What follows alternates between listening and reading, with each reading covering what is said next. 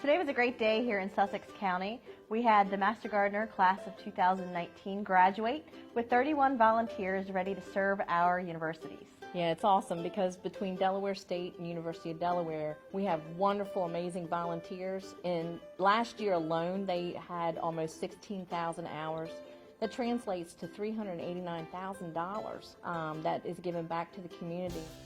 I started out with just an interest in landscaping. I came in, wanted to know how to do that, to landscape my yard. Now I'm embracing the total responsibility for a master gardener, and my responsibility now that I have to expand to flowers and vegetables and those things so I can maximize my skills in helping others.